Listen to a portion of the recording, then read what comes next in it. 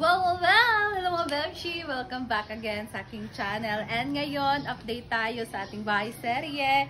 So, mga Bebshi, maraming nagtatanong sa akin kung magkano na daw yung nagastos ko dito sa bahay na ating pinagawa.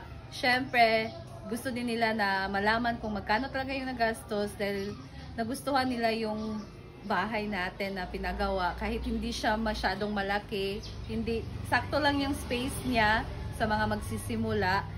And ayan, nagtatanong sila, nag-wonder sila kung magkano talaga yung nagasto natin, di ba? So, kahit hindi pa tapos itong sa baba at lalo na yung sa taas, pero meron na kami ditong estimated na mga materyales na nabili namin.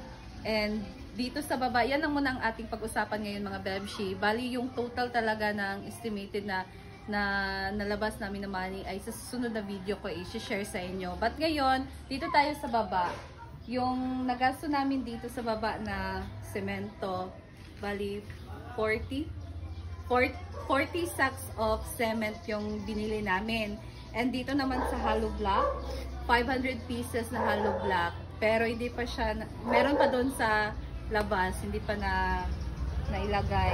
Para naman sa buhangin na binili namin, so 2 load ng buhangin, kasama na tong pag-flooring namin dito mga Bebshi. So rough lang yung flooring namin dito sa ground floor dahil nagpo-plan kami na ito tiles din namin to. So, ito namang kabilya, binili namin 10 pieces, bali 30 mm, tapos 10 mm, bali 30 pieces.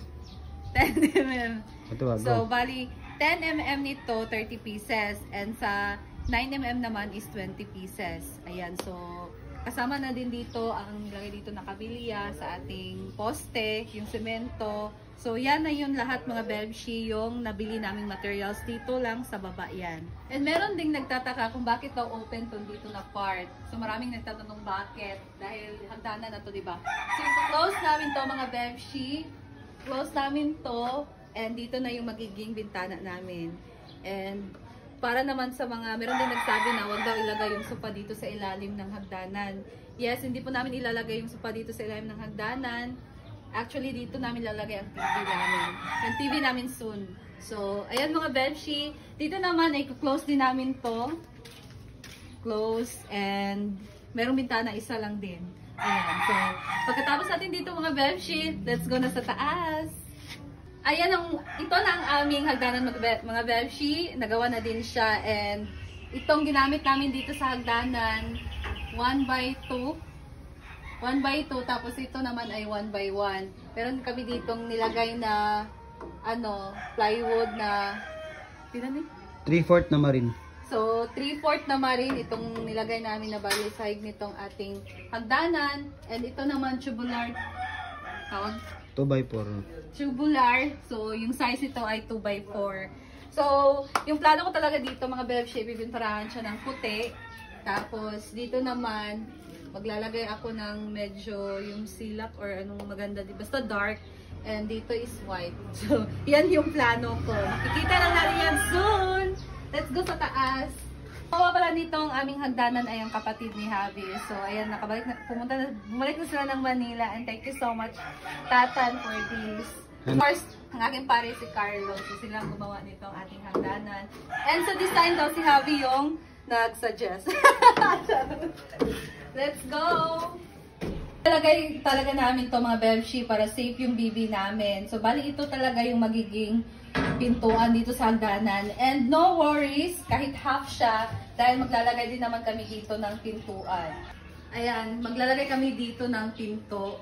So, para talaga safety yung baby namin.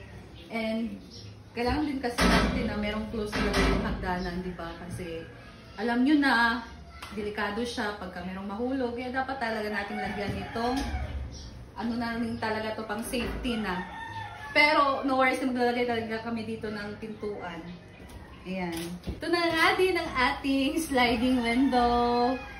So, ito pa lang yung bintana na nalagyan mga Bebshi nitong sliding window. And ayan nga, ang kanyang reflective is kulay green. And bukas, tatapusin na nila itong malagyan na itong 2 bintana na nandito. Tapos itong magiging sliding door namin. Para, dahil dito na side ay hagdanan ng mga Bebshi, naglagay kami dito ng wall. So ito ay binili Ano sa ito? So ito ay nilagay namin smart board. Ayan, para matakpan itong side na may hagdanan. Siyempre, para hindi tayo mahulog. Ayan, so di ba ang ganda? Ano, pwede namin ito lagyan so ng kung meron kaming TV dito sa taas. Ayan, pwede natin ilagay dyan. Ang ganda niya mga bebshi. And no worries, maglalagay pa din naman kami dito ng PVC panel. Yung magandang may design, di ba, sa wall. So, we'll see soon pag, ano na, kapagluwan. Pero sasabi mga bebshi na mainit nga daw itong ating cladding, itong ating wall. Pero dito kami ngayon, hindi naman talaga siya mainit kasi hindi naman tayo gumamit ng electric fan or ceiling fan. And meron naman tayong bintana, pumapasok naman yung hangin, so hindi talaga siya mainit. Pero sa ngayon, ganito lang talaga muna siya. Meron kaming plano talaga ni Habi. Pagka ganito kasing cladding yung yung wall, dapat naka-double wall. And soon, lalagyan din namin yan ng double wall ito. Lalo na dito sa ceiling namin, maglalagay kami ng alcoba. Siyempre, inisip namin yan mga bebshi, pwede na ganito lang talaga yung itsura niya, di ba? And hindi naman kami lagi dito pagka ganito kasi punta naman ako ng farm, si Habi, pwede naman sila dun sa baba, kina mama, kasi yung bata mahilig maglaro, so dito na sila sa baba lalo na pag summer, di ba mainit talaga, so hindi tayo sa baba maglaro, hindi tayo magstay dito sa taas. Pero pag meron na siyang double wall, umaga kung mainit siya, pero pag gabi mga bebshi, para tayo naka-aircon. Sobrang lamig dito pagkagabi. Ganito daw yung cladding pagkagabi, siya, parang yung lamig niya pumapasok dito sa loob. So yan po daw ang cladding. Kaya kailangan siya ng foam insulator. Pagka naglagay ka ng double wall, lagyan mo muna siya ng foam insulator. Ayan. Kulang na lang talaga ay kakabit na lang yung bintana bukas. So okay na. And yung kailangan na lang is dito ang ating double wall, ang ating alcuba, and yung paglilinis natin dito sa taas para at least pag nakabit na yung bintana, pwede na kami dito magstay or matulugan na namin to kasi lalagyan na din naman dyan ng pintuan. And overall mga bebshi, dito sa taas yung nagastos talaga namin, kasama na yung labor, ay abot siya ng 100K.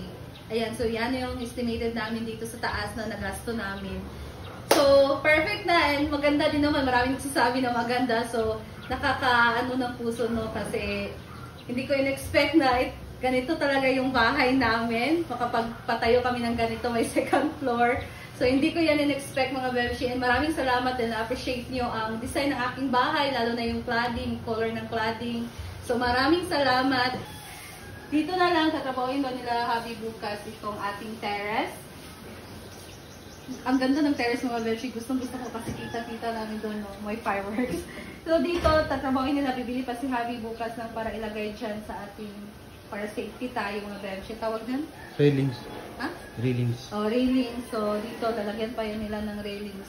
And ito, ano? Railings? Oh. Tapos ito, ilagay nila dito mga bebshi sa ating terrace. Nag-worry nga si Habi dahil mabasa na daw ng ulan kasi wala pa kaming canopy dyan sa taas. Pero we'll see. Maglalagay tayo ng waterproof na vinyl.